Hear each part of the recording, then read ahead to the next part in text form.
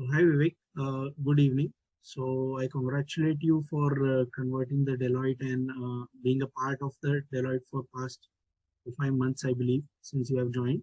So here with this platform, I believe we'll be helping people to understand the process that is involved when a Deloitte comes to your campus, and we will have takeaways from you as well with respect to the interviews, the nitty-gritties of the processes that happen.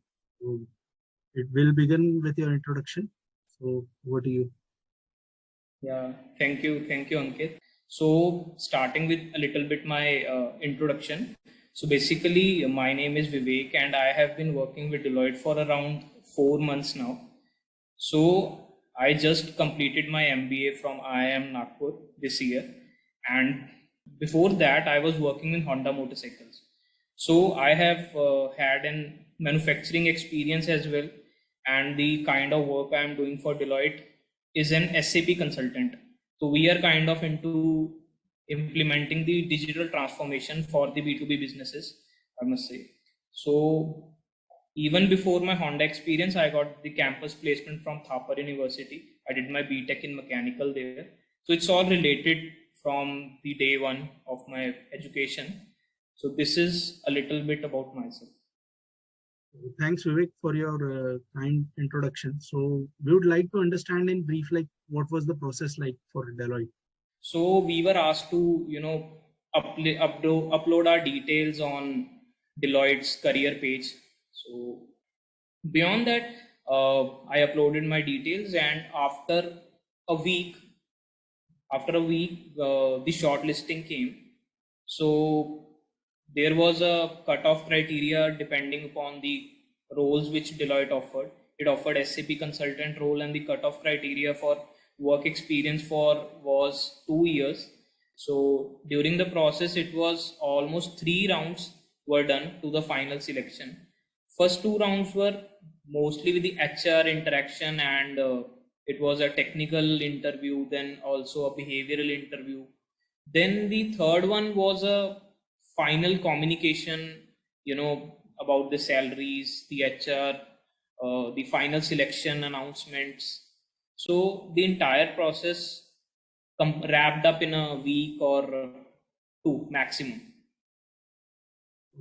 So, Vivek, we would like to understand what were the questions that were asked in your interview one, as you have explained that there were 3 rounds of interview, right?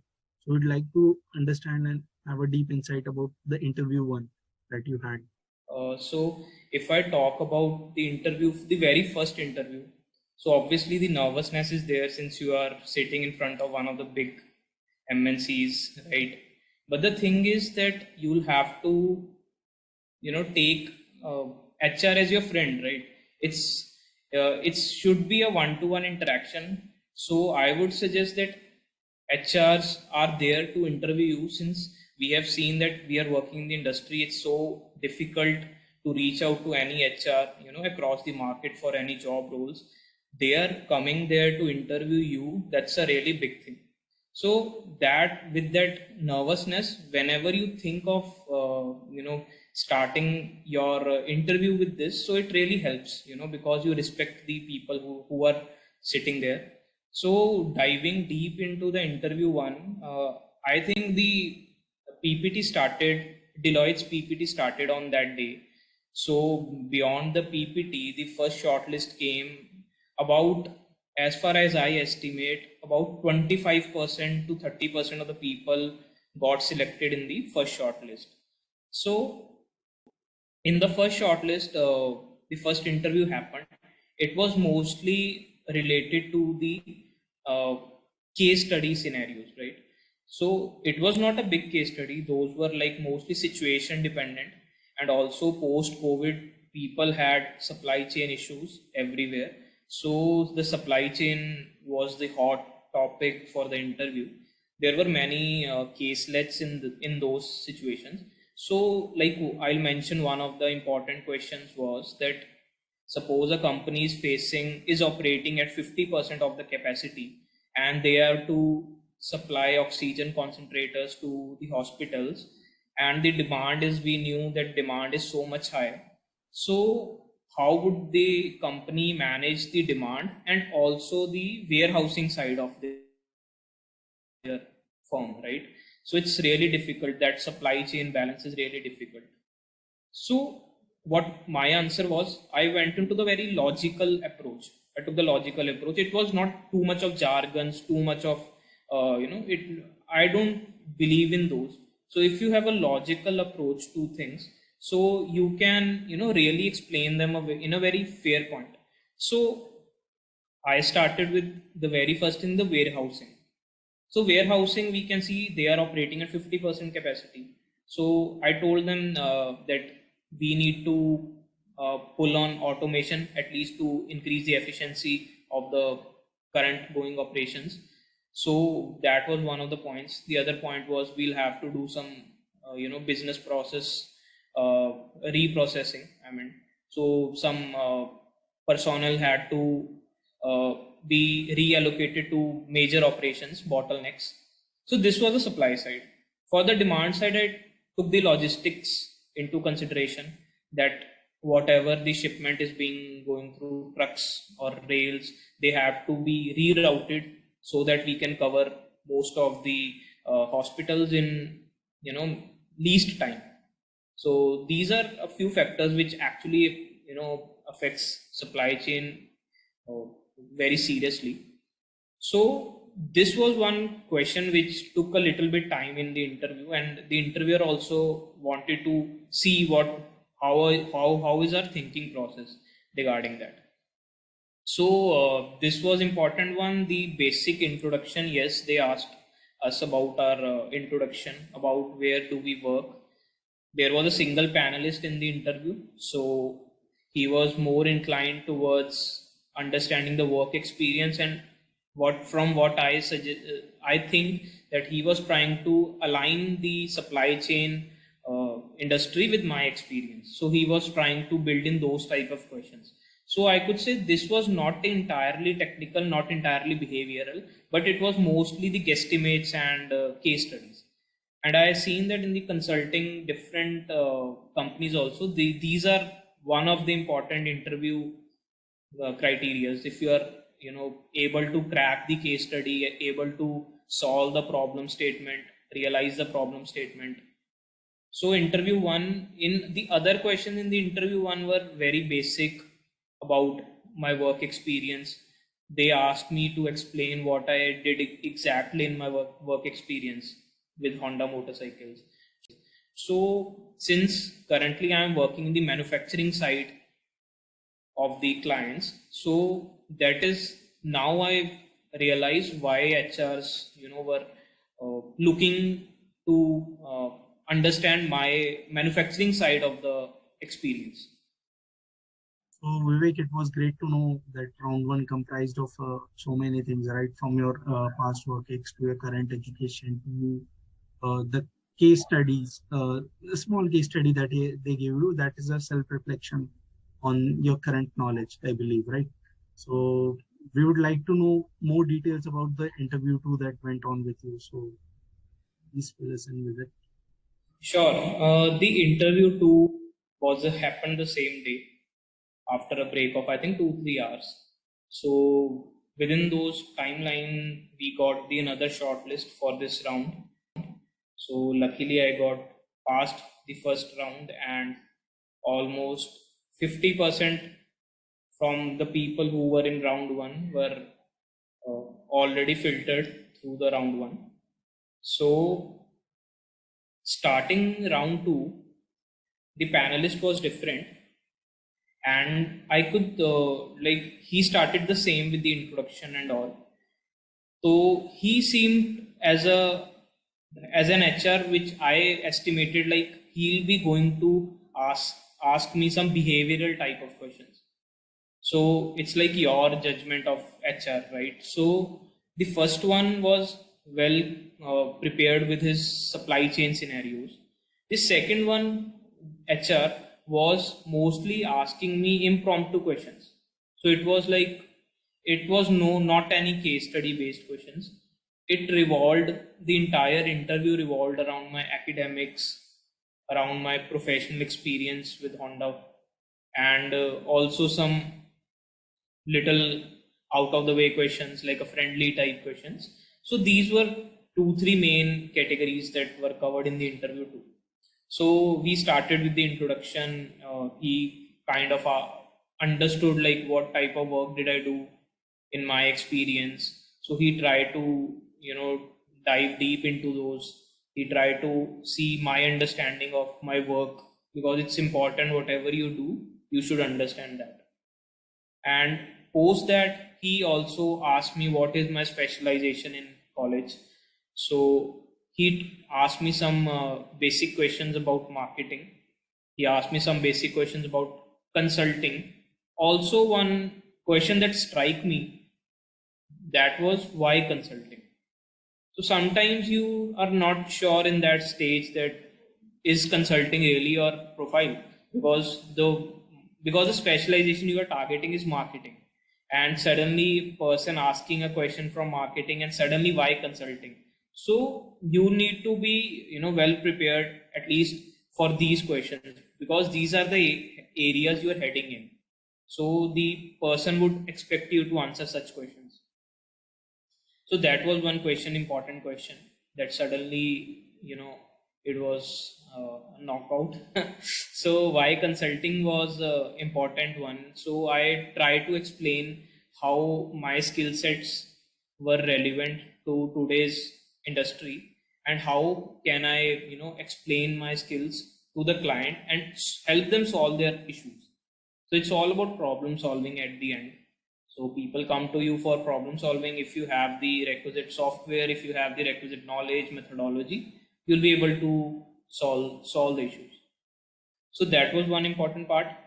The other one was, he asked me some basic questions of supply chain as well. So I think he covered almost entirely all the academics of MBA. So it was his judgment that he even, provided me feedback into the interview, that the strongest thing I had was operations. So that's glad to hear. No one gives you an, feedback into your own interview. So that's a good thing. So what people usually suggested, like if a person is giving you feedback, it's generally a negative thing. But what I saw in today's working area also at Deloitte, they actually believe in, a constructive criticism, if we can talk about it. So it's like the work you do, they will try to grow you, right? It's all about growth. They will provide you a feedback that will help you improve yourself. So I experienced that already in the interview. So that was one new thing. I have never heard about any feedback in your own interview by the HR. So what actually happened? Like, did the round three? What did the round three actually comprise of?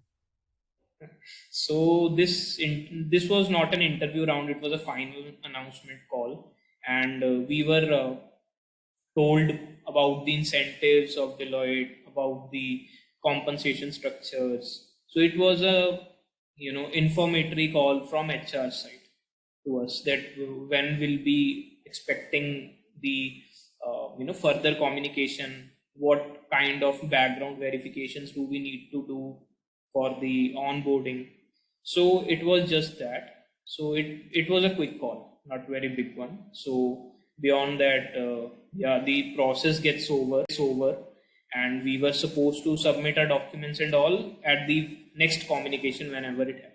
So Vivek, we got an idea like how you have prepared. How your process went through for all the three rounds, right? And it was very insightful for a student who is actually in the phase of preparing for interviews. And we would like to understand, like, as we step into the second year, we get into that mode of preparation, right? So there are different strategies that people use. So I would like to know your approach, how you actually prepared for it, not just for Deloitte, but for the other interviews as well, that you thought that you might appear for. So there might be some generic roadmap that you might have followed, right? So it would be great if you could let us through it. So see, for me, placements start with resume first. If your resume doesn't get shortlisted, you'll have to again work on it. And the resume is the very first filtering criteria that any HR takes. So consistently from my 1 year, I would say, I made multiple changes in that, so that the importance of resume is aligning with the job requirements which might be coming in future. So we also quite understand this, that the HRs are also looking for the same. They float some requirement, they will take people for those roles who have those job requirements in their CV. But starting for freshers, like if we treat 2 to 3 years of experience for the people, you might not have the technological experience which HRs are looking for, right? So what does an HR look for in an interview or in the resume, to be specific? So that was my judgment, that they would be looking for a learner, right? They would want to have a positive attitude. They would want to have person's diverse profile, right? They would also want to have a good work experience, good working knowledge, multiple certifications as well, right? This is my perception of what HR would be having. So this is the thing that I estimated, but the in actual, I wanted to have a diverse profile, not in everything what HR is looking for. I specifically went for a few certifications, 1 or 2 certifications in marketing, where I actually had some interest. Like I had some interest in marketing analytics, though it might not be that lucrative at the time, but I have always went for the certifications that actually add value to my resume and also to my skill set. So yes, certifications I have 1 to 2 certifications. Then I also for the work experience, I half of my resume is already filled. I'm lucky with that, and I'm eligible for many placements criteria if they set for a work experience. So the other stuff is the personal time, right? In Deloitte, they actually value if you have a fit, if you value fitness, if you value well-being for the people, right? So they have incentives here which promote well-being culture. So I assume that if I'm applying for Deloitte, so any of my personal time which I use, it might be a hobby. I am into sports, so if I put in sports in my resume, it would be a good resume to get shortlisted. There are other companies who do not have that culture yet. It is always a competition, that people are promoting well-being, but others are also promoting 18 hours of work culture. We know that. So it's company to company wise. So my preparation was on the resume like 70% of the time, to be honest. But you cannot make changes at once. It has to be a continuous cycle. The remaining 30% was to learn whatever is happening in MBA. There were multiple subjects coming in, very much new projects coming in, exciting projects coming in. So you'll have to deliver those projects in the certain deadlines which are they set for by the professors. So I carried on my practical experience from the projects. Then comes the placement season. So suddenly we also see that people start to promote that the word spreads that academics are really important. Honestly speaking, do you really think that can you master one subject in just one night or 2 nights? I don't think so. So if you have that professional experience, if you have experience with the projects, that becomes really easy to explain whatever you had done or learned in MBA. So my focus was to brush up my academics in that time. It was not to go completely from scratch, starting a book from scratch. My approach was not this. It was brushing up the basics so that I could relate whatever I can offer to them in terms of my academics. So that was the preparation part. Then I am lucky in that sense that I got placed in the early seasons of the placement. So I do not have that much experience of different companies, what are they asking right now. But with people feedback, like I connected with many people to understand how what are they asking, what different are they asking from Deloitte. So I could not come up with many, different approaches. So the approach remains same for everyone. Some people are focusing on academics in the last stages. Some people are building up their profiles from an early stages. So I used to gather information, and I am in that category, preparing from an early stage. Many students might be preparing for the placement cycle and all. So, like any pro tip that you want to give them to have, that will give them the edge over the others. So, any special suggestion that you have for those students? So the thing is, you all are at the same level right now. So there are chances that the environment you are in, your network is growing day by day, but there is no much industrial value addition into your network, right?